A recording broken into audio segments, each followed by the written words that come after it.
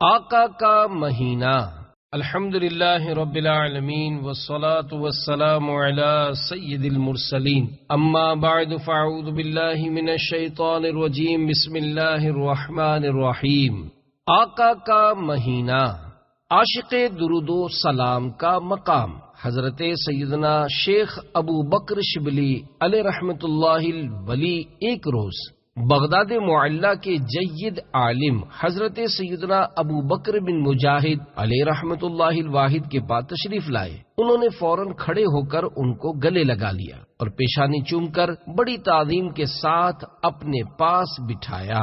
حاضرین نے عرض کی، یا سیدی، آپ اور اہل بغداد آج تک انہیں دیوانہ کہتے رہے ہیں، مگر آج ان کی اس قدر تعظیم کیوں؟ جواب دیا، میں نے یوں ہی ایسا نہیں کیا۔ الحمدللہ آج رات میں نے خواب میں یہ ایمان افروز منظر دیکھا کہ حضرت سیدنا ابو بکر شبلی علیہ رحمت اللہ الولی بارگاہ رسالت میں حاضر ہوئے تو سرکار دو عالم نور مجسم شاہ بنی آدم صلی اللہ تعالی علیہ وآلہ وسلم نے کھڑے ہو کر ان کو سینے سے لگا لیا اور پیشانی کو بوسہ دے کر اپنے پہلو میں بٹھا لیا۔ میں نے عرض کی، یا رسول اللہ صلی اللہ تعالی علیہ وآلہ وسلم، شبلی پر اس قدر شفقت کی وجہ اللہ عز و جل کے محبوب دانائے غیوب منزہ عن العیوب صلی اللہ تعالی علیہ وآلہ وسلم نے غیب کی خبر دیتے ہوئے فرمایا کہ یہ ہر نماز کے بعد یہ آیت پڑھتا ہے، لقد جاءکم رسول من انفسکم عزیز علیہ ما عنتم حریص علیکم بالمؤمنین رؤوف الرحیم۔ اور اس کے بعد مجھ پر درود پڑھتا ہے، صلو علی الحبیب صلی اللہ تعالی علی محمد۔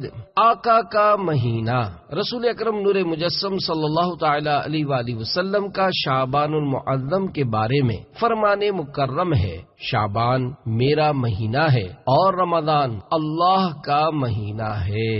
شعبان کے 5 حروف کی بہاریں، سبحان اللہ عز و جل۔ ماہ شعبان المعظم کی عظمتوں پر قربان، اس کی فضیلت کے لیے اتنا ہی کافی ہے کہ ہمارے میٹھے میٹھے آقا مکی مدنی مصطفیٰ صلی اللہ تعالی علیہ وآلہ وسلم نے اسے میرا مہینہ فرمایا۔ سرکار غوث اعظم شیخ عبد القادر جیلانی حنبلی علیہ رحمت اللہ الولی لفظ شعبان کے 5 حروف شین، عین، با، الف، نون کے متعلق نقل فرماتے ہیں۔ شین سے مراد شرف یعنی بزرگی، عین سے مراد علو یعنی بلندی، با سے مراد بر یعنی احسان، الف سے مراد الفت اور نون سے مراد نور ہے۔ تو یہ تمام چیزیں اللہ تعالی اپنے بندوں کو اس مہینے میں عطا فرماتا ہے۔ یہ وہ مہینہ ہے جس میں نیکیوں کے دروازے کھول دیے جاتے ہیں، برکتوں کا نزول ہوتا ہے، خطائیں مٹا دی جاتی ہیں اور گناہوں کا کفارہ ادا کیا جاتا ہے، اور خیر البریہ سید الورا جناب محمد مصطفیٰ صلی اللہ تعالی علیہ وآلہ وسلم پر درود پاک کی کثرت کی جاتی ہے، اور یہ نبی مختار صلی اللہ تعالی علیہ وآلہ وسلم پر درود بھیجنے کا مہینہ ہے۔ صحابہ کرام علیہم رضوان کا جذبہ، حضرت سیدنا انس بن مالک رضی اللہ تعالیٰ عنہ فرماتے ہیں، ماہ شعبان کا چاند نظر آتے ہی صحابہ کرام علیہم رضوان تلاوت قرآن پاک کی طرف خوب متوجہ ہو جاتے، اپنے اموال کی زکوٰۃ نکالتے تاکہ غرباء و مساکین مسلمان ماہ رمضان کے روزوں کے لیے تیاری کر سکیں۔ حکام قیدیوں کو طلب کر کے جس پر حد یعنی شرعی سزا جاری کرنا ہوتی اس پر حد قائم کرتے، بقیہ میں سے جن کو مناسب ہوتا انہیں آزاد کر دیتے، تاجر اپنے قرضے ادا کر دیتے، دوسروں سے اپنے قرضے وصول کر لیتے، یوں ماہ رمضان مبارک سے قبل ہی اپنے آپ کو فارغ کر لیتے، اور رمضان شریف کا چاند نظر آتے ہی غسل کر کے بعض حضرات اعتکاف میں بیٹھ جاتے۔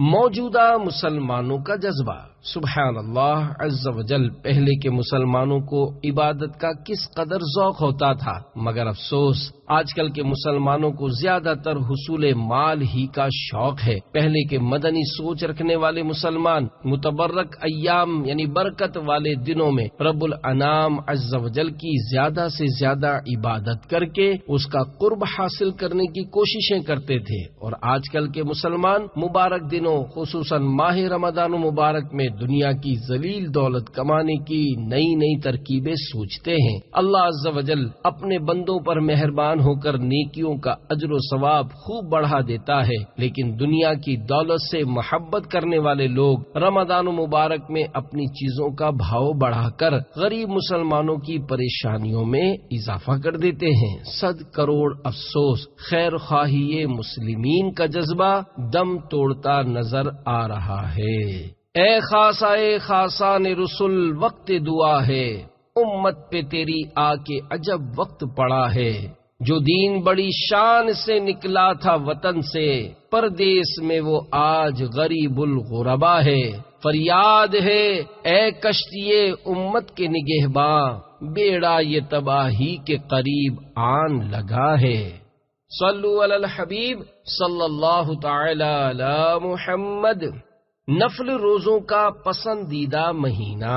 میٹھے میٹھے اسلامی بھائیوں، ہمارے دلوں کے چین سرور کونین صلی اللہ تعالی علیہ وآلہ وسلم ماہ شعبان میں کثرت سے روزے رکھنا پسند فرماتے۔ چنانچہ حضرت سیدنا عبداللہ بن ابی قیس رضی اللہ تعالی عنہ سے مروی ہے کہ انہوں نے ام المومنین سیدتنا عائشہ صدیقہ رضی اللہ تعالی عنہا کو فرماتے سنا، انبیاء کے سرتاج صاحب معراج صلی اللہ تعالی علیہ وآلہ وسلم کا پسندیدہ مہینہ شعبان المعظم تھا کہ اس میں روزے رکھا کرتے، پھر اسے رمضان مبارک سے ملا دیتے۔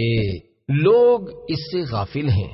حضرت سیدنا اسامہ بن زید رضی اللہ تعالیٰ عنہ فرماتے ہیں، میں نے عرض کی یا رسول اللہ صلی اللہ تعالیٰ علیہ وآلہ وسلم، میں دیکھتا ہوں کہ جس طرح آپ صلی اللہ تعالیٰ علیہ وآلہ وسلم شعبان میں روزے رکھتے ہیں، اس طرح کسی بھی مہینے میں نہیں رکھتے۔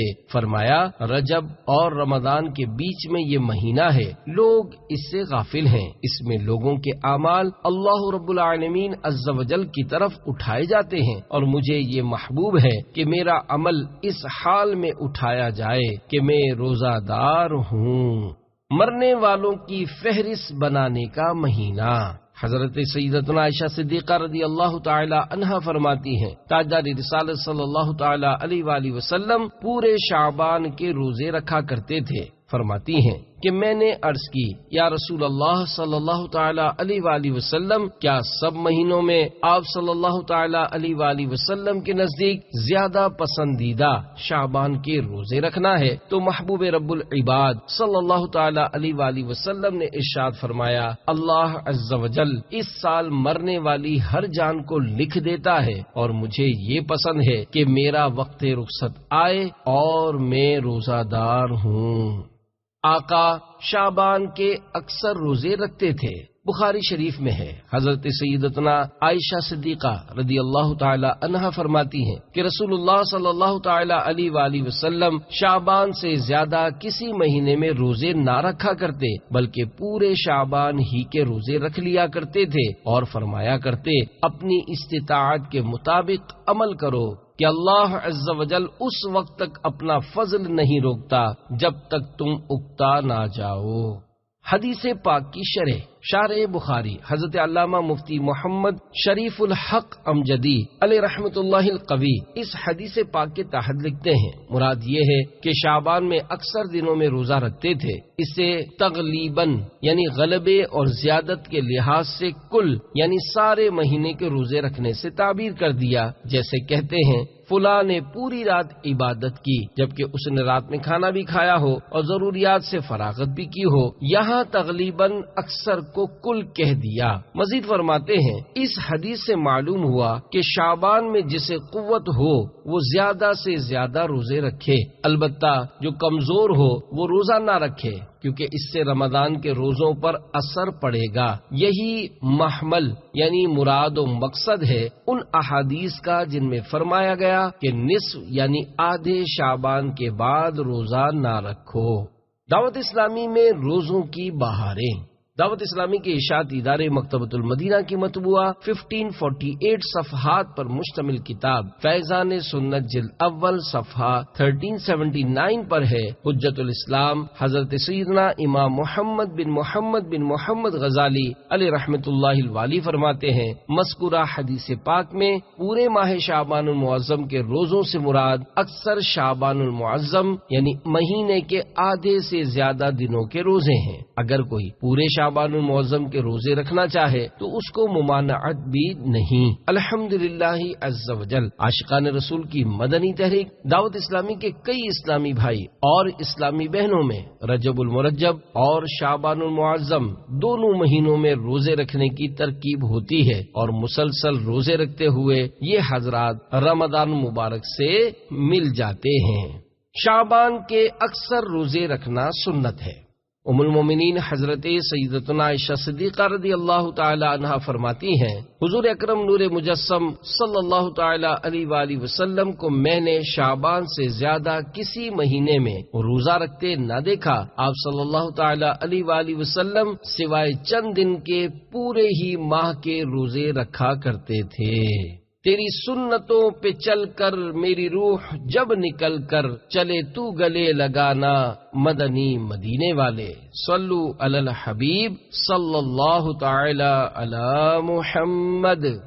بھلائیوں والی راتیں۔ ام المومنین حضرت سیدتنا عائشہ صدیقہ رضی اللہ تعالی عنہا فرماتی ہیں، میں نے نبی کریم رؤوف رحیم علیہ افضل الصلاۃ والتسلیم کو فرماتے سنا، اللہ عز وجل خاص طور پر 4 راتوں میں بھلائیوں کے دروازے کھول دیتا ہے۔ نمبر 1 بقر عید کی رات، نمبر 2 عید الفطر کی چاند رات، نمبر 3 شعبان کی 15ویں رات کے اس رات میں مرنے والوں کے نام اور لوگوں کا رزق اور اس سال حج کرنے والوں کے نام لکھے جاتے ہیں۔ نمبر 4 عرفے کی یعنی 8 اور 9 ذوالحجہ کی درمیانی رات اذان فجر تک۔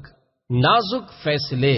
میٹھے میٹھے اسلامی بھائیوں، 15 شعبان المعظم کی رات کتنی نازک ہے، نہ جانے کس کی قسمت میں کیا لکھ دیا جائے۔ بعض اوقات بندہ غفلت میں پڑا رہ جاتا ہے اور اس کے بارے میں کچھ کا کچھ ہو چکا ہوتا ہے۔ غنیت الطالبین میں ہے، بہت سے کفن دھل کر تیار رکھے ہوتے ہیں مگر کفن پہننے والے بازاروں میں گھوم پھر رہے ہوتے ہیں۔ کافی لوگ ایسے ہوتے ہیں کہ ان کی قبریں کھودی جا چکی ہوتی ہیں مگر ان میں دفن ہونے والے خوشیوں میں مست ہوتے ہیں۔ بعض لوگ ہنس رہے ہوتے ہیں حالانکہ ان کی موت کا وقت قریب آ چکا ہوتا ہے۔ کئی مکانات کی تعمیرات کا کام پورا ہو گیا ہوتا ہے مگر ساتھ ہی ان کے مالکان کی زندگی کا وقت بھی پورا ہو چکا ہوتا ہے۔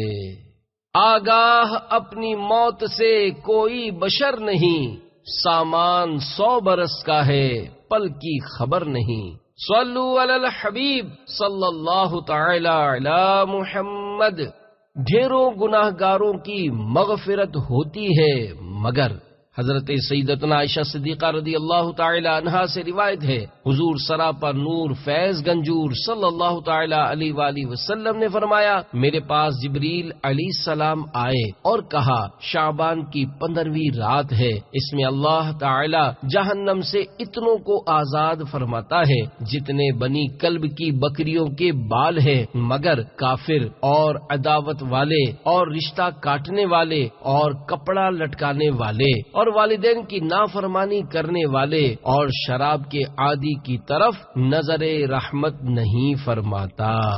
حدیث پاک میں کپڑا لٹکانے والے کا جو بیان ہے، اس سے مراد وہ لوگ ہیں جو تکبر کے ساتھ ٹخنوں کے نیچے تہبند یا پاجامہ یا ثوب یعنی لمبا کرتا وغیرہ لٹکاتے ہیں۔ کروڑوں حنبلیوں کے عظیم پیشوا حضرت سیدنا امام احمد بن حنبل رضی اللہ تعالی عنہ نے حضرت سیدنا عبداللہ ابن عمرو رضی اللہ تعالی عنہما سے جو روایت نقل کی اس میں قاتل کا بھی ذکر ہے۔ حضرت سیدنا کثیر بن مرہ رضی اللہ تعالی عنہ سے روایت ہے کہ تاجدار رسالت سراپا رحمت صلی اللہ تعالی علیہ وآلہ وسلم نے فرمایا، اللہ عز وجل شعبان کی 15ویں شب میں تمام زمین والوں کو بخش دیتا ہے سوائے مشرک اور عداوت والے۔ حضرت داؤد علیہ السلام کی دعا۔ امیر المومنین حضرت مولا مشکل کشا سیدنا علی المرتضی شیر خدا کرم اللہ تعالی وجہہ الکریم شعبان المعظم کی 15ویں رات یعنی شب براءت میں اکثر باہر تشریف لاتے۔ ایک بار اسی طرح شب براءت میں باہر تشریف لائے اور آسمان کی طرف نظر اٹھا کر فرمایا، ایک مرتبہ اللہ تعالی کے نبی حضرت سیدنا داؤد علی نبینا وعلیہ الصلوۃ والسلام نے شعبان کی 15ویں رات آسمان کی طرف نگاہ اٹھا اور فرمایا، یہ وہ وقت ہے کہ اس وقت میں جس شخص نے جو بھی دعا اللہ تعالی سے مانگی اس کی دعا اللہ عز و جل نے قبول فرمائی، اور جس نے مغفرت طلب کی اللہ عز و جل نے اس کی مغفرت فرما دی، بشرط یہ کہ دعا کرنے والا اشار یعنی ظلمن ٹیکس لینے والا، جادوگر، کاہن اور باجا بجانے والا نہ ہو۔ پھر یہ دعا کی،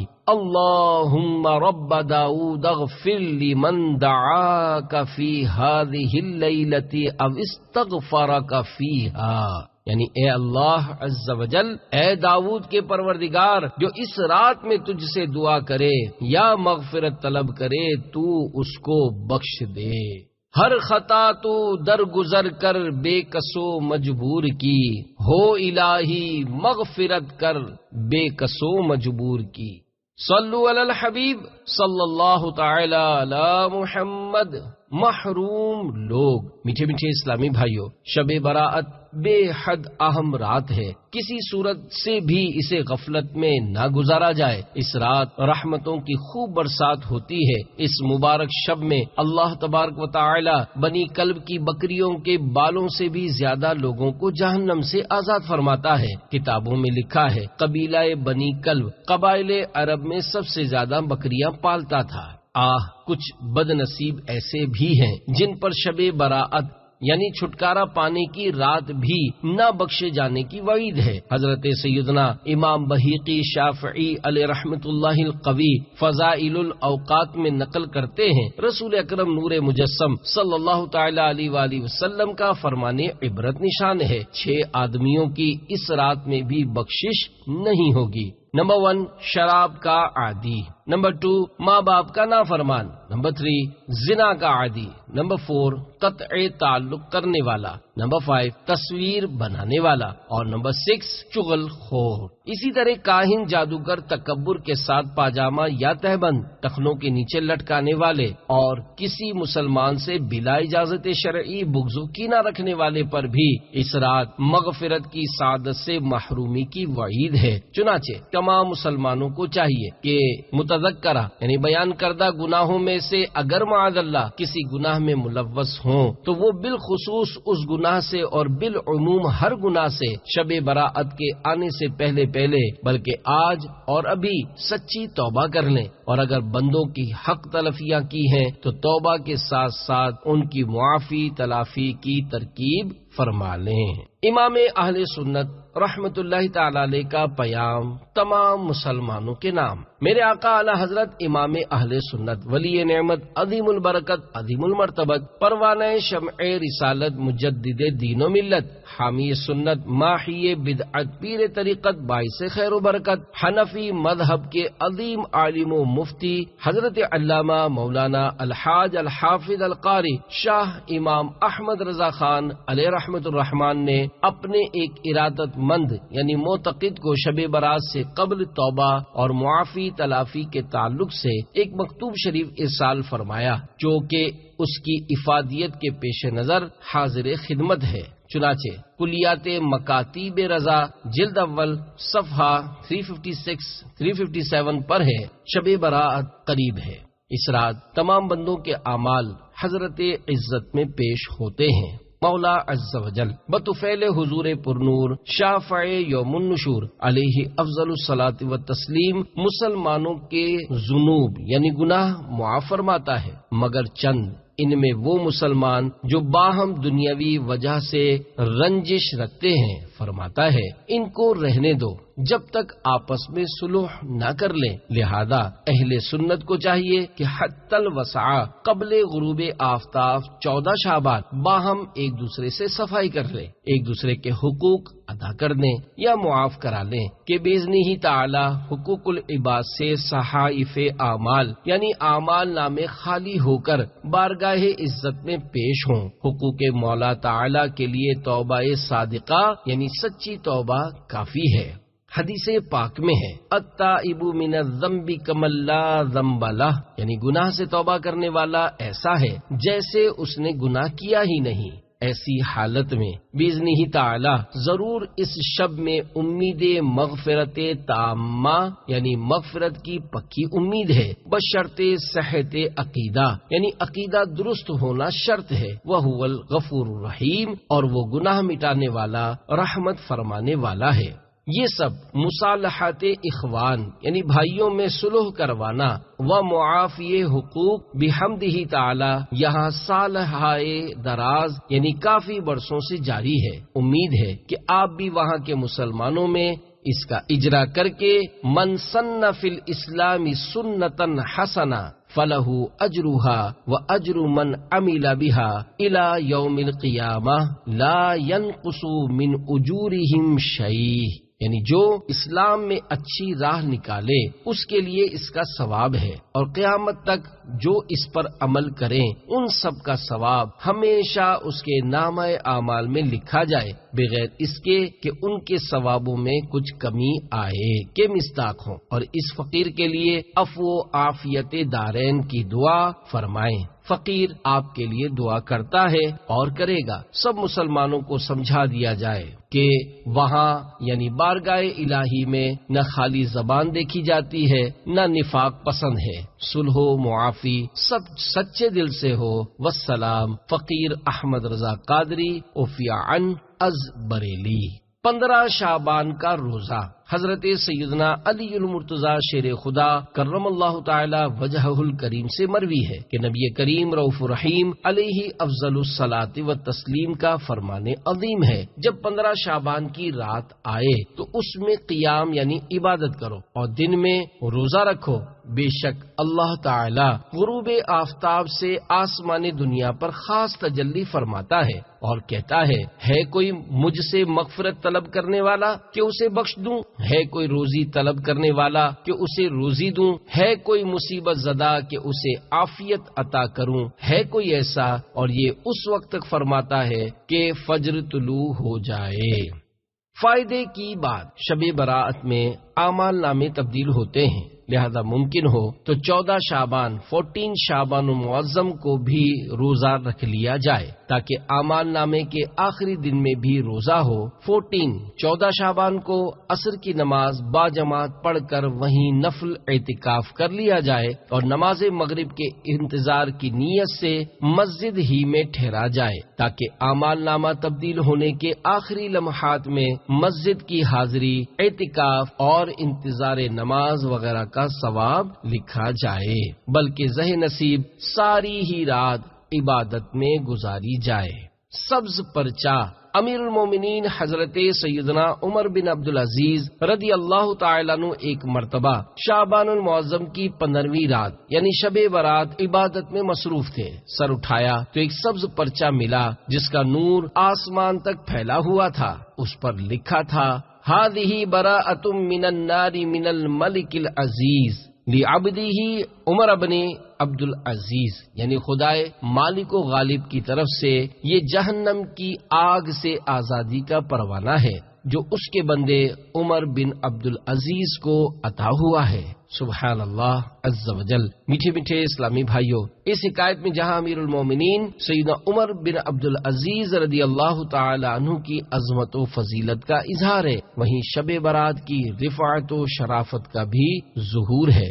الحمدللہ عز و جل۔ یہ مبارک شب جہنم کی بھڑکتی آگ سے براعت یعنی چھٹکارا پانے کی رات ہے، اسی لیے اس رات کو شب براعت کہا جاتا ہے۔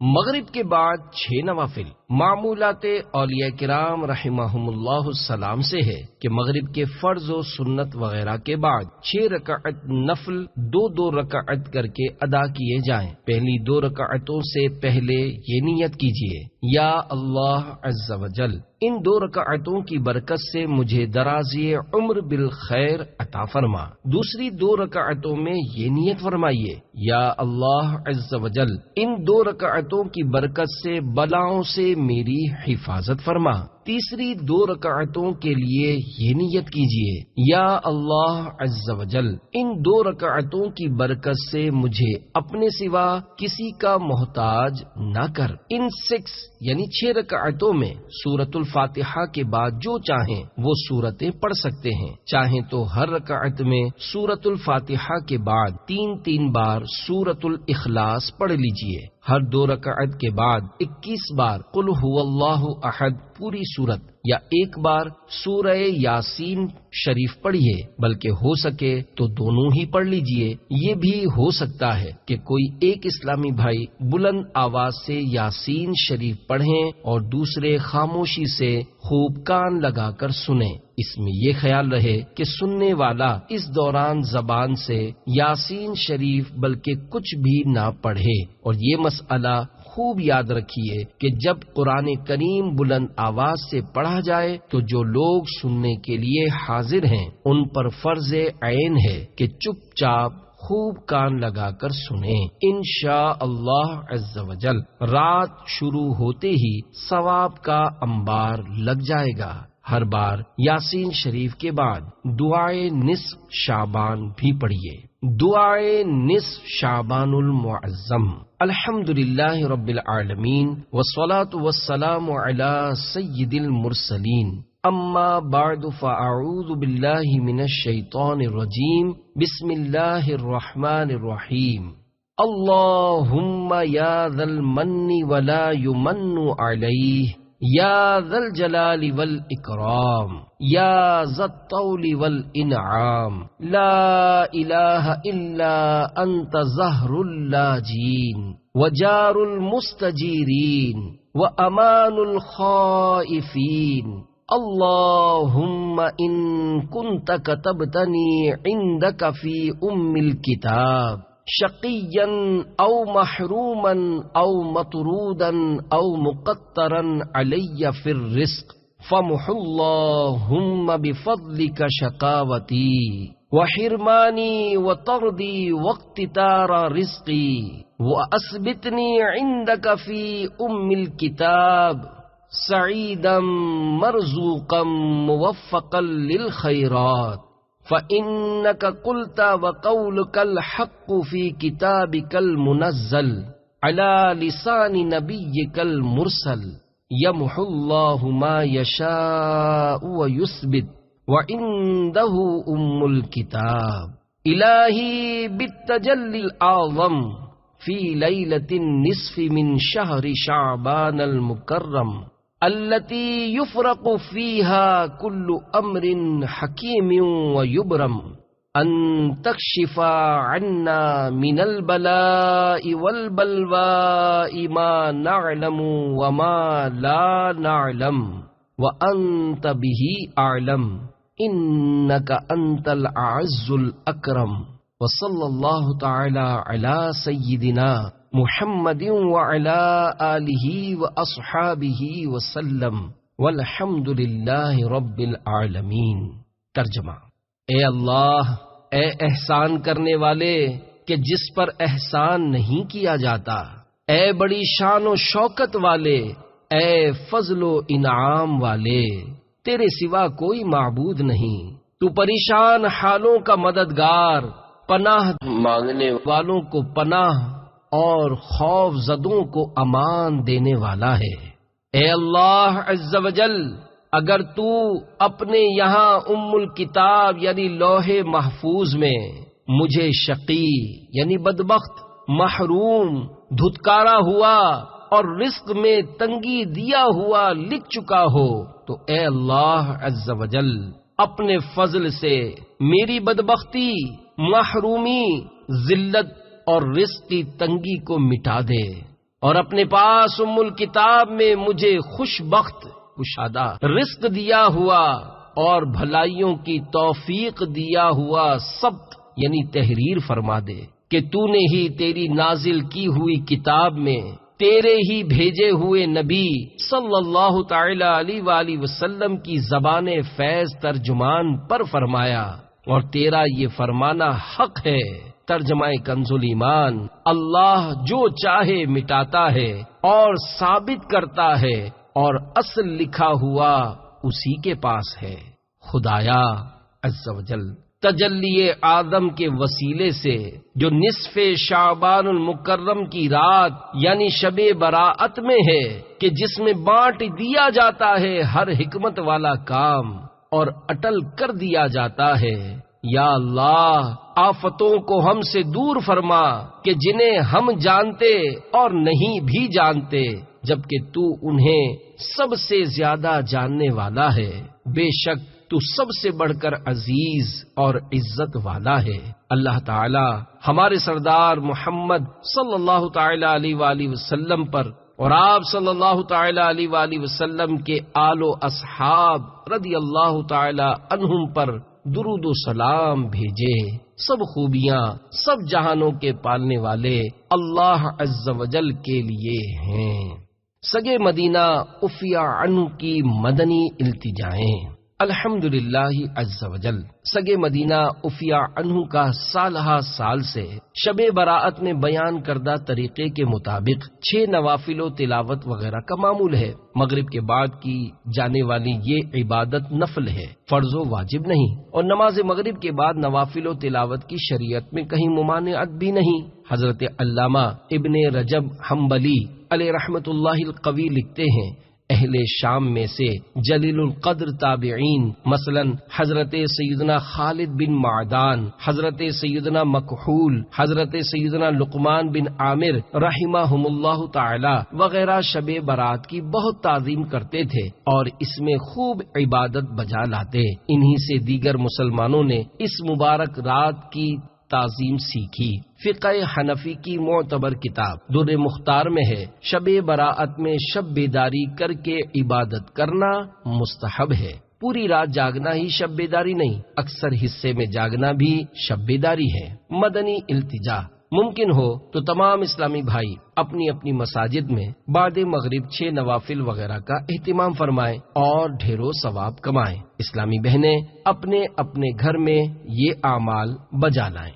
سال بھر جادو سے حفاظت، دعوت اسلامی کے اشاعتی ادارے مکتبۃ المدینہ کے مطبوعہ 166 صفحات پر مشتمل کتاب اسلامی زندگی صفحہ 135 پر ہے۔ اگر اس رات یعنی شب برات 7 پتے بیری یعنی بیر کے درخت کے پانی میں جوش دے کر جب پانی نہانے کے قابل ہو جائے تو غسل کرے، انشاء اللہ العزیز تمام سال جادو کے اثر سے محفوظ رہے گا۔ شب براءت اور قبروں کی زیارت، ام المومنین حضرت سیدتنا عائشہ صدیقہ رضی اللہ تعالی عنہا فرماتی ہیں، میں نے ایک رات سرور کائنات شاہ موجودات صلی اللہ تعالی علیہ وآلہ وسلم کو نہ دیکھا تو بقیع پاک میں مجھے مل گئے۔ آپ صلی اللہ تعالی علیہ وآلہ وسلم نے مجھ سے فرمایا، کیا تمہیں اس بات کا ڈر تھا کہ اللہ عز و جل اور اس کا رسول صلی اللہ تعالی علیہ وآلہ وسلم تمہاری حق تلفی کریں گے؟ میں نے عرض کی، یا رسول اللہ صلی اللہ تعالی علیہ وآلہ وسلم میں نے خیال کیا تھا کہ شاید آپ ازواج مطہرات میں سے کسی کے پاس تشریف لے گئے ہوں گے، تو فرمایا بے شک اللہ تعالی شعبان کی 15ویں رات آسمان دنیا پر تجلی فرماتا ہے، پس قبیلہ بنی کلب کی بکریوں کے بالوں سے بھی زیادہ گناہ گاروں کو بخش دیتا ہے۔ آتش بازی کا موجد کون؟ میٹھے میٹھے اسلامی بھائیوں، الحمدللہ عز و جل شب براءت جہنم کی آگ سے براءت یعنی چھٹکارا پانے کی رات ہے، مگر 100 کروڑ افسوس مسلمانوں کی ایک تعداد آگ سے چھٹکارا حاصل کرنے کے بجائے خود پیسے خرچ کر کے اپنے لیے آگ یعنی آتش بازی کا سامان خریدتی اور خوب پٹاخے وغیرہ چھوڑ کر اس مقدس رات کا تقدس پامال کرتی ہے۔ مفسر شہیر حکیم الامت حضرت مفتی احمد یار خان علیہ رحمت الحنان اپنی مختصر کتاب اسلامی زندگی میں فرماتے ہیں، اس رات کو گناہ میں گزارنا بڑی محرومی کی بات ہے۔ آتش بازی کے متعلق مشہور یہ ہے کہ یہ نمرود بادشاہ نے ایجاد کی، جبکہ اس نے حضرت سیدنا ابراہیم خلیل اللہ علی نبینا علیہ الصلوۃ والسلام کو آگ میں ڈالا اور آگ گلزار ہو گئی، تو اس کے آدمیوں نے آگ کے انار بھر کر ان میں آگ لگا کر حضرت سیدنا ابراہیم خلیل اللہ علی نبینا علیہ الصلوۃ والسلام کی طرف پھینکے۔ شب براءت کی مروجہ آتش بازی حرام ہے۔ افسوس، شب براءت میں آتش بازی کی ناپاک رسم اب مسلمانوں کے اندر زور پکڑتی جا رہی ہے۔ اسلامی زندگی میں ہے مسلمانوں کا لاکھوں روپیہ سالانہ اس رسم میں برباد ہو جاتا ہے، اور ہر سال خبریں آتی ہیں کہ فلاں جگہ سے اتنے گھر آتش بازی سے جل گئے اور اتنے آدمی جل کر مر گئے۔ اس میں جان کا خطرہ، مال کی بربادی اور مکانوں میں آگ لگنے کا اندیشہ ہے۔ نیز اپنے مال میں اپنے ہاتھ سے آگ لگانا اور پھر خدا تعالی کی نافرمانی کا وبال سر پر ڈالنا ہے۔ خدا عز و جل کے لیے اس بےہودہ اور حرام کام سے بچو۔ اپنے بچوں اور قرابت داروں کو روکو۔ جہاں آوارہ بچے یہ کھیل کھیل رہے ہوں وہاں تماشا دیکھنے کے لیے بھی نہ جاؤ۔ شب برات کی مروجہ آتش بازی کا چھوڑنا بلا شک اسراف اور فضول خرچی ہے، لہذا اس کا ناجائز و حرام ہونا اور اسی طرح آتش بازی کا بنانا اور بیچنا خریدنا سب شرعن ممنوع ہے۔ میرے آقا اعلی حضرت امام اہل سنت مولانا شاہ امام احمد رضا خان علیہ رحمت الرحمان فرماتے ہیں، آتش بازی جس طرح شادیوں اور شب براءت میں رائج ہے بے شک حرام اور پورا جرم ہے کہ اس میں تضییع مال یعنی مال کا ضائع کرنا ہے۔ آتش بازی کی جائز صورتیں۔ شب برات میں جو آتش بازی چھوڑی جاتی ہے اس کا مقصد کھیل کود اور تفریح ہوتا ہے، لہذا یہ گناہ حرام اور جہنم میں لے جانے والا کام ہے۔ البتہ اس کی بعض جائز صورتیں بھی ہیں، جیسا کہ بارگاہ اعلی حضرت رحمت اللہ تعالی علیہ میں سوال ہوا، کیا فرماتے ہیں علماء دین اس مسئلے میں کہ آتش بازی بنانا اور چھوڑنا حرام ہے یا نہیں؟ الجواب، ممنوع گناہ ہے، مگر جو صورت خاصہ لہو و لعب اور تبذیر و اسراف سے خالی ہو، یعنی ان مخصوص صورتوں میں جائز ہے جو کھیل کود اور فضول خرچی سے خالی ہو، جیسے اعلان ہلال یعنی چاند نظر آنے کا اعلان، یا جنگل میں یا وقت حاجت شہر میں بھی دفع جانوران موذی یعنی ایذا دینے والے جانوروں کو بھگانے کے لیے، یا کھیت یا میوے کے درختوں سے جانوروں اور پرندوں کے بھگانے اڑانے کو ناڑیاں، پٹاخے، تومڑیاں چھوڑنا۔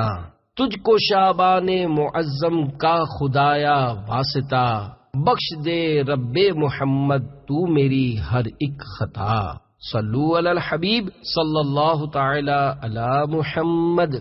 شب برات میں عبادت کا جذبہ بڑھانے، اس مقدس رات میں خود کو آتش بازی اور دیگر گناہوں سے بچانے، نیز اپنے آپ کو با کردار مسلمان بنانے کے لیے عاشقان رسول کی مدنی تحریک دعوت اسلامی کے مدنی ماحول سے ہر دم وابستہ رہیے۔ ہر ماہ کم از کم 3 دن کے لیے عاشقان رسول کے ہمراہ مدنی قافلے میں سنتوں بھرا سفر اختیار کیجیے اور مدنی انعامات کے مطابق زندگی گزارنے کی کوشش فرمائیے۔ آپ کی ترغیب و تحریض کے لیے 2 مدنی بہاریں پیش کی جاتی ہیں۔ نمبر 1، شب براءت کے اجتماع سے میرا دل چوٹ کھا گیا۔ مرکز الاولیاء لاہور کے ایک اسلامی بھائی کی تحریر کا لب لباب ہے۔ عاشقان رسول کی مدنی تحریک دعوت اسلامی کے مدنی ماحول سے وابستہ ہونے سے پہلے معاذ اللہ عز وجل زیادہ تر بد مذہبوں کی صحبت میں رہنے کے بہت بڑے گناہ کے ساتھ ساتھ دیگر طرح طرح کے گناہوں کی خوفناک دلدل میں بھی پھنسا ہوا تھا۔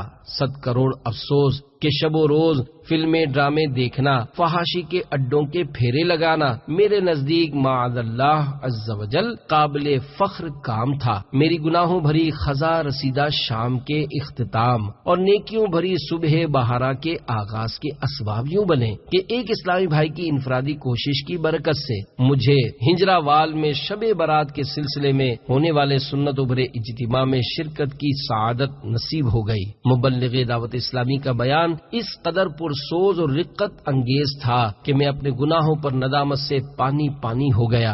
اللہ عز و جل کی ناراضی کا کچھ ایسا خوف طاری ہوا کہ میری آنکھوں سے آنسوؤں کے دھارے بہ نکلے۔ اجتماع کے اختتام پر ہمارے علاقے کے مدنی قافلہ ذمہ دار اسلامی بھائی نے مجھ سے ملاقات فرمائی اور مجھے 3 دن کے مدنی قافلے میں سفر کی ترغیب دی۔ چونکہ دل چوٹ کھا چکا تھا لہذا میں ان کی انفرادی کوشش کے نتیجے میں مدنی قافلے کا مسافر بن گیا۔ مدنی قافلے کے اندر عاشقان رسول کی شفقتوں بھری صحبت میں رہ کر بے شمار سنتیں سیکھنے کی سعادت حاصل ہوئی۔ الحمدللہ عز و جل میں نے اپنے سابقہ تمام گناہوں سے توبہ کر لی۔ جب رمضان مبارک کی تشریف آوری ہوئی تو میں نے عاشقان رسول کے ساتھ آخری عشرے کے اعتکاف کی سعادت حاصل کی۔ اس اعتکاف میں 27ویں شب ایک خوش نصیب اسلامی بھائی کو الحمدللہ عز و جل سرکار دو عالم نور مجسم صلی اللہ تعالی علیہ وآلہ وسلم کی زیارت نصیب ہوئی۔ اس بات نے میرے دل میں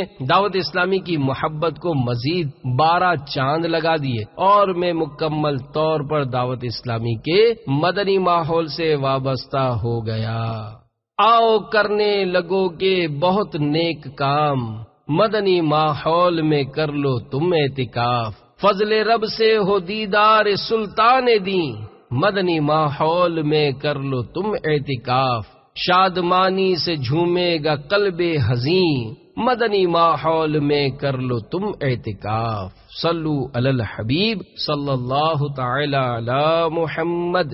نمبر 2، فلموں کا خوار۔ باب المدینہ کراچی کے علاقے بڑا بورڈ کے ایک اسلامی بھائی کے بیان کا خلاصہ ہے کہ پہل میں معاشرے کا بگڑا ہوا نوجوان تھا۔ روزانہ پابندی کے ساتھ خوب فلمیں ڈرامے دیکھنے کے سبب محلے میں فلموں کا خوار کے نام سے مشہور ہو گیا تھا۔ میری توبہ کا سبب یہ بنا کہ ایک اسلامی بھائی کی انفرادی کوشش کے نتیجے میں کھجی گراؤنڈ گل بہار باب المدینہ میں عاشقان رسول کی مدنی تحریک دعوت اسلامی کی طرف سے ہونے والے شب براءت کے سنت و بھرے اجتماع پاک میں شرکت کی سعادت حاصل ہو گئی۔ وہاں پر میں نے قبر کی پہلی رات کے موضوع پر رلا دینے والا بیان سنا۔ خوف خدا عز و جل سے دل بے چین ہو گیا۔ میں نے پچھلے گناہوں سے توبہ کی اور دعوت اسلامی کے مدنی ماحول سے وابستہ ہو گیا۔ ہمارا سارا گھرانہ ماڈرن تھا۔ الحمدللہ عز و جل میری انفرادی کوشش سے میرے 5 بھائی بھی دعوت اسلامی والے بن گئے اور سب نے سروں پر امامہ شریف کا تاج سجا لیا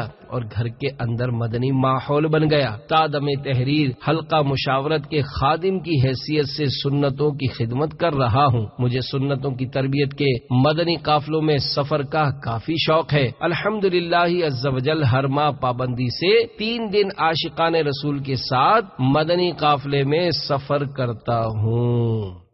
یقیناً مقدر کا وہ ہے سکندر جسے خیر سے مل گیا مدنی ماحول، یہاں سنتیں سیکھنے کو ملیں گی، دلائے گا خوف خدا مدنی ماحول، اے بیمار عصیاں تو آ جا یہاں پر، گناہوں کی دے گا دوا مدنی ماحول۔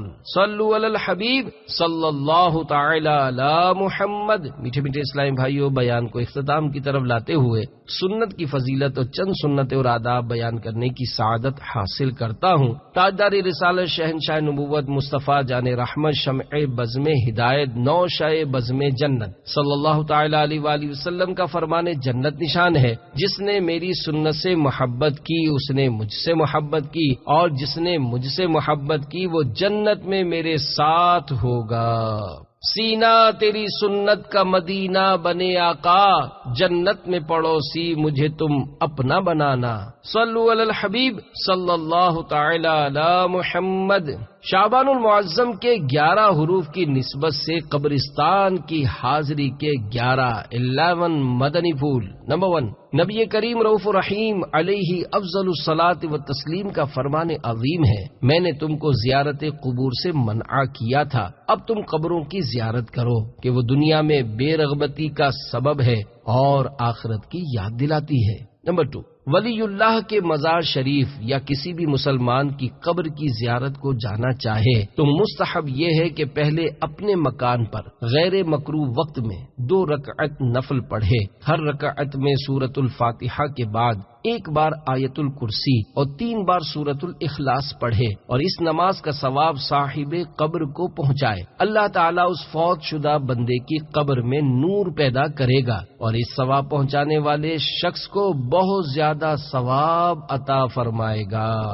نمبر 3، مزار شریف یا قبر کی زیارت کے لیے جاتے ہوئے راستے میں فضول باتوں میں مشغول نہ ہو۔ نمبر 4، قبرستان میں اس عام راستے سے جائے جہاں ماضی میں کبھی بھی مسلمانوں کی قبریں نہ تھیں، جو راستہ نیا بنا ہوا ہو اس پر نہ چلے۔ رد المحتار میں ہے، قبرستان میں قبریں پاٹ کر جو نیا راستہ نکالا گیا ہو اس پر چلنا حرام ہے، بلکہ نئے راستے کا صرف گمان غالب ہو تب بھی اس پر چلنا ناجائز و گناہ ہے۔ نمبر 5، کئی مزارات اولیاء پر زائرین کی سہولت کی خاطر مسلمانوں کی قبریں مسمار کر کے یعنی توڑ پھوڑ کر فرش بنا دیا گیا ہے۔ ایسے فرش پر لیٹنا، چلنا، کھڑا ہونا، تلاوت اور ذکر و اذکار کے لیے بیٹھنا وغیرہ حرام ہے، دور ہی سے فاتحہ پڑھ لیجئے۔ نمبر 6، زیارت قبر میت کے معاجہ میں یعنی چہرے کے سامنے کھڑے ہو کر ہو اور اس یعنی قبر والے کی پائنتی یعنی قدموں کی طرف سے جائے کہ اس کی نگاہ کے سامنے ہو، سرہانے سے نہ آئے کہ اسے سر اٹھا کر دیکھنا پڑے۔ نمبر 7، قبرستان میں اس طرح کھڑے ہوں کہ قبلے کی طرف پیٹھ اور قبر والوں کے چہروں کی طرف منہ ہو، اس کے بعد کہیے السلام علیکم یا اہل القبور یغفر اللہ لنا ولکم انتم لنا سلف ونحن بالاسر۔